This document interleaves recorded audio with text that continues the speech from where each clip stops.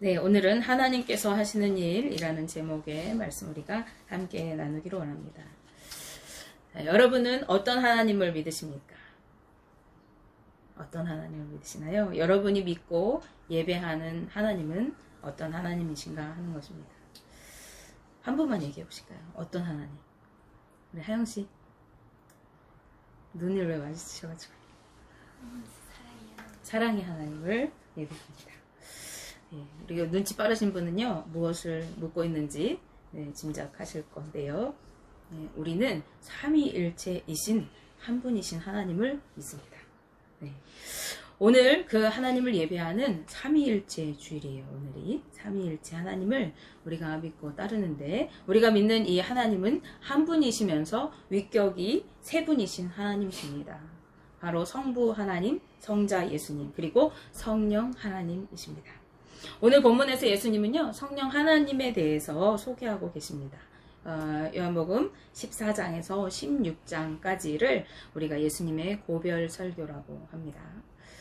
십자가 사역이 이제 가까워짐을 아셨던 예수님은 제자들에게 자신의 죽음에 대해서, 그 순환에 대해서 예고하십니다. 그리고 예수님뿐만 아니라 예수님을 따르는 제자들까지도 역시 세상에서 미움을 받고 박해를 받을 것이라고 하는 것도 함께 예고하고 계십니다. 그 이유는 그때의 제자들이 끝까지 인내하면서 견뎌야 한다는 것을 말씀하시기 위해서 미리 자신의 그 죽음과 순환에 대해서 또 제자들에게 임할 그 고난과 죽음의 위협을 예고하고 계시는 것입니다. 16장에서는요, 성도들을 향한 세상의 박해를 보다 구체적으로 말씀하시는데, 사람들이 그들을 미워할 뿐만 아니라 그들을 출교시키고 교회에서 내쫓을 것입니다. 그리고 죽음에 이르게 죽이기까지 할 것입니다. 더구나 하나님의 이름으로 그러한 일들을 행하게 될 것입니다. 이것은 예수님께서 초대교회를 향한 유대인들의 박해를 염두에 두고 하신 말씀입니다. 하지만요, 이 하나님의 이름으로 자행되어지는 이러한 박해는 중세시대에까지도 끊이지 않고 계속 일어나게 되어졌습니다. 그리고 오늘날에도 예수 그리스도를 믿는 것 때문에 미움을 받고 박해를 당하고 또 죽음에 이르는 그러한 고난이 끊이지 않고 세계 곳곳에서 계속되어지고 있습니다. 예수님께서는 우리가 이러한 고난과 박해의 현실 가운데 처한다 할지라도 결코 두려워하거나 낙심하지 말고 끝까지 믿음 안에서 인내해야 한다고 말씀하십니다. 왜냐하면은 주님께서는 진리의 성령을 우리에게 보내주셔서 우리를 도와주실 뿐만 아니라 결국 불의와 거짓을 폭로하시고 의와 진리를 밝히 드러내시면서 선악간에 심판하실 것이기 때문에 그렇습니다. 말씀을 통해서 더 자세히 살펴보시면요, 오늘 본문 말씀에서 예수님께서는 성령이 오셔서 성도들을 위해 하시는 두 가지 일에 대해서 말씀하십니다. 16장 13절 말씀 우리가 함께 보시겠습니다. 그러나 진리의 성령이 오시면 그가 너희를 모든 진리 가운데로 인도하시리니 그가 스스로 말하지 않고 오직 들은 것을 말하며 장래 일을 너희에게 알리시리라. 아멘.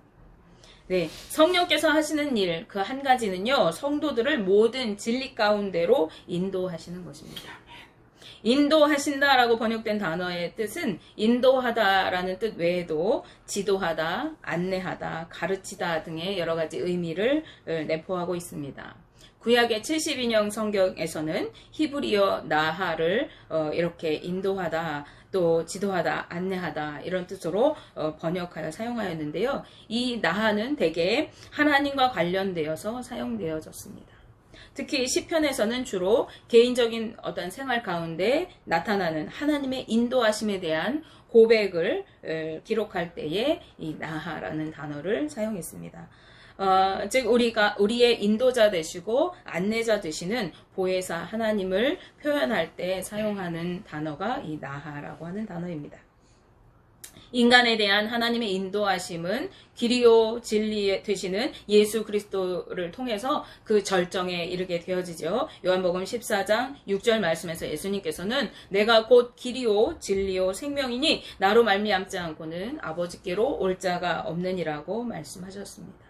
예수님께서 우리의 길 되시고 진리 되시고 그래서 우리의 안내자가 되시는 것이죠. 예수님께서 우리의 인도자 되시는 보혜사 되시는 것입니다. 그런가 하면은 또 다른 보혜사, 즉 성령님께서는 우리를 위해 진정한 안내자가 되셔서 우리를 진리로 가는 그 길을 우리에게 보여주십니다. 하나님께서 자기 백성인 이스라엘을 은혜로 인도하시고 또 경건한 주의 종들을 의의 길로 인도하셨듯이 성령 하나님께서는 예수 그리스도를 믿는 모든 성도들을 그리스도의 삶으로 인도하시는 것입니다.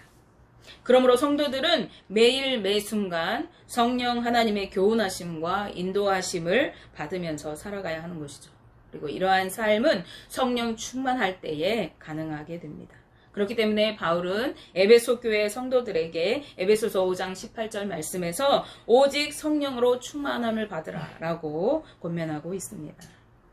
성령의 충만함이 없는 사람은요, 진리를 따라 살아갈 수가 없게 되어집니다. 성령의 인도함을 받을 수 없게 되기 때문에 그렇습니다. 성령께서 하시는 또 다른 한 가지는 성도들에게 장래의 일을 알게 하신다는 것입니다. 알리신다 라고 번역된 이 단어는 드러내다, 또 선포하다, 가르치다 라는 등의 의미를 가지고 있습니다. 성령께서 매일매일 계속적으로 우리에게 장래의 일을 알리신다는 것은 인간이 스스로는 하나님의 계획과 그 목적을 깨달아 알 수 없는 무지한 존재라는 것을 드러내고 있습니다. 또한 성도들을 적절한 하나님의 계획을 따라서 살아갈 수 있도록 인도하시는 것이 하나님의 성령님이 하시는 일이라는 것을 의미하기도 합니다. 그런데 우리 성령께서 우리에게 장래의 일을 알게 하시되 전혀 새로운 어떤 것을 우리에게 알리시는 것이 아니라 예수 그리스도를 통해 하나님께서 이미 계시하신 그 말씀을 가르치신다고 말씀하세요. 14절 말씀 함께 보실까요? 그가 내 영광을 나타내리니 내 것을 가지고 너희에게 알리시겠습니다. 라고 예수님은 말씀하십니다.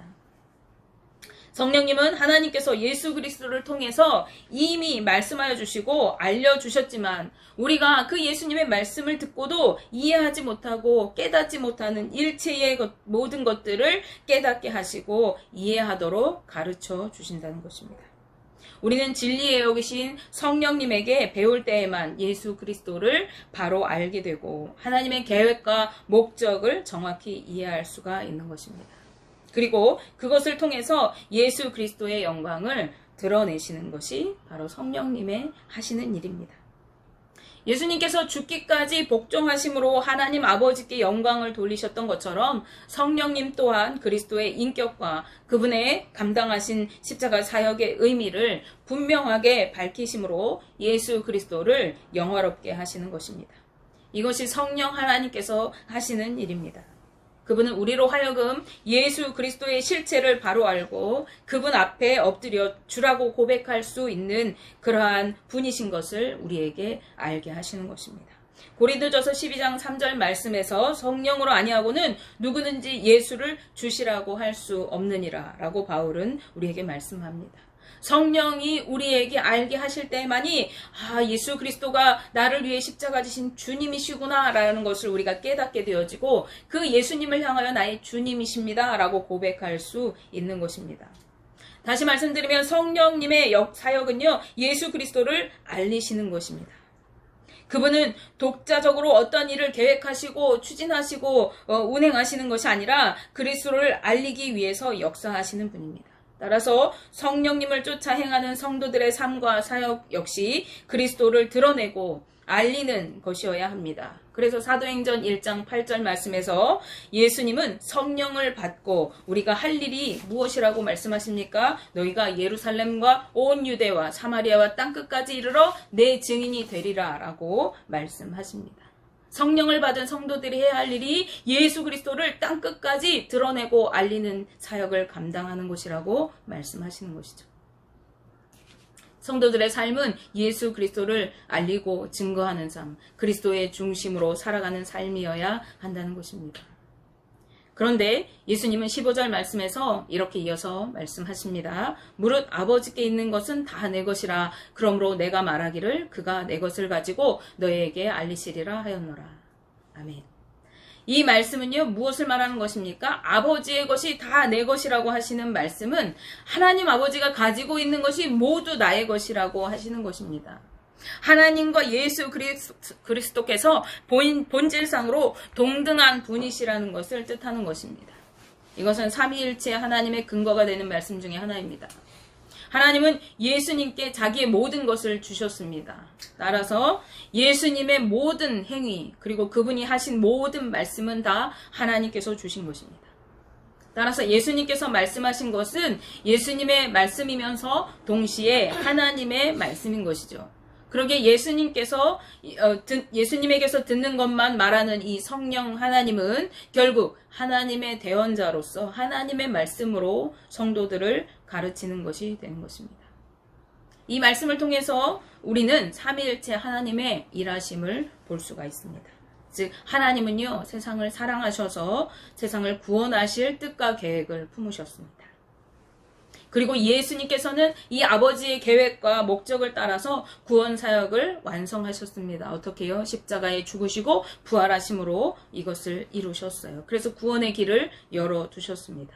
성령 하나님은요, 우리로 하여금 예수 그리스도께서 아버지의 뜻을 쫓아서 성취하신 이 일을 우리에게 깨달아 알게 하십니다. 이 하나님의 구속사의 중심에 예수 그리스도가 계시다는 것을 성령이 우리로 깨닫게 하시는 것입니다. 하나님은요, 이 구속사의 중심인 예수 그리스도에게 하늘과 땅의 모든 권세를 주셨어요. 그리고 세상을 심판할 권세까지도 예수님께 위임하셨습니다. 따라서 예수님을 거부하고 하나님과 화목할 수가 있는 길이 우리에게는 없습니다. 그러기에 예수님은 나로 말미암지 않고는 아버지께로 올 자가 없느니라고 말씀하셨습니다. 하나님께서 인정하시는 사람은요, 성령 하나님을 통해서 예수님을 주와 하나님으로 받아들이는 사람들 뿐인 것입니다.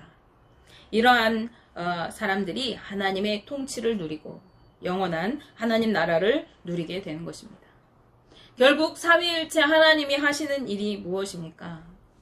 그것은 온 인류를 구원하셔서 하나님의 통치를 이루는 하나님의 나라를 세워가시는 일인 것입니다. 태초부터 하나님께서 하시고자 했던 일이 바로 그 하나님이 꿈꾸셨던 일이 바로 이 하나님과 화평을 누리는 하나님의 나라를 이루는 것이었습니다.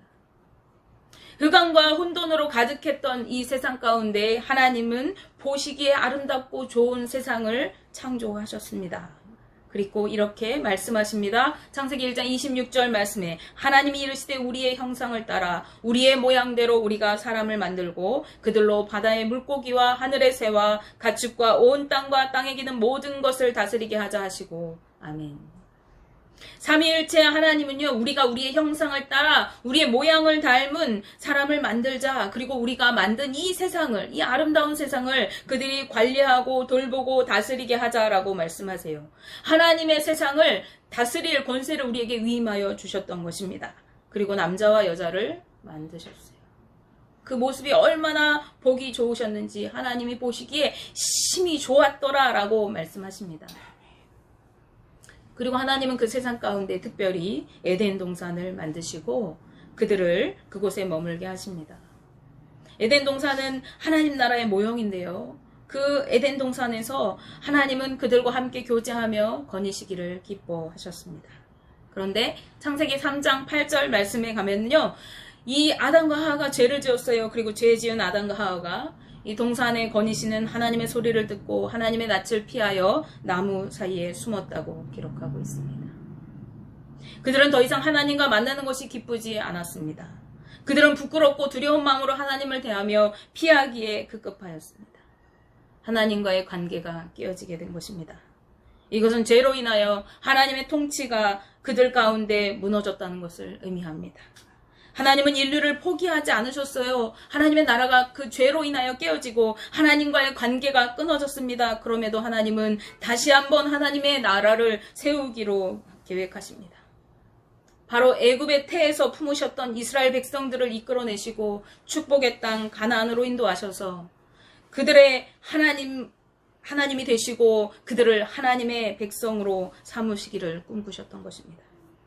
하나님은 그들에게 하나님의 말씀을 청종하고 순종하여 살아가기를 명령하셨습니다. 하나님의 뜻을 따라 하나님의 통치 가운데 그들이 살아가기를 원하셨어요. 하나님은 그들을 그렇게 살아가도록 하심으로 온 열방의 제사장 나라 삼으셔서 온 세상이 하나님을 인정하고 섬기며 살아가도록 하기를 원하셨습니다. 그 하나님은요, 우리 인간의 죄성을 아셨기 때문에 그들이 혹여 죄를 지으면 그 죄를 대하여서 짐승을 잡아 그 피로 속죄할 그 속량의 방법까지도 그들에게 알려주셨습니다. 그들을 포기하지 않고 하나님의 백성으로 세우시기를 원하셨던 것입니다. 그러나 그들은요, 하나님의 그 계획과 뜻대로 순종하여 살지 않았습니다. 그들은 이방의 우상들을 무분별하게 섬기고 음란한 생활을 살아갔습니다. 하나님의 말씀을 따르지 않고 탐욕과 죄악의 삶을 살아갔던 것입니다. 하나님의 통치가 이루어지는 나라, 하나님의 말씀에 순종하는 거룩한 하나님의 백성으로 세워질 그 이스라엘 백성들은 결국 하나님의 진노와 심판을 자초하며 하나님과 깨어진 관계 속에서 살아가면서 형식적인 제사와 외식하는 신앙의 삶을 살아가기에 무너진 삶을 살았습니다. 그러나 하나님의 꿈, 거룩한 하나님의 나라를 이루고자 하는 이 하나님의 뜻은 꺾이지 않는 것이기에 하나님은 죄로 가득한 이 세상을 구원하여서 온전한 하나님의 나라를 이루실 구원의 계획을 다시 한번 세우십니다. 바로 독생자 예수 그리스도를 통하여 단번에 속죄를 이루시고 구원의 길로 진리의 길로 열어놓으시는 그 하나님의 계획입니다. 바로 십자가의 죽음을 통한 대속하심과 부활을 통한 영생의 길이 그것입니다. 예수 그리스도께서는 공생의 기간 동안에 하나님께서 꿈꾸시고 이루실 이 영원한 나라, 이 하나님의 통치가 이루어질 하나님의 나라에 대해서 증거하고 교훈하시고 가르치셨습니다. 그리고 그 나라를 완성하실 그날을 예비하기 위해 하나님 보좌 우편으로 승천하셨습니다.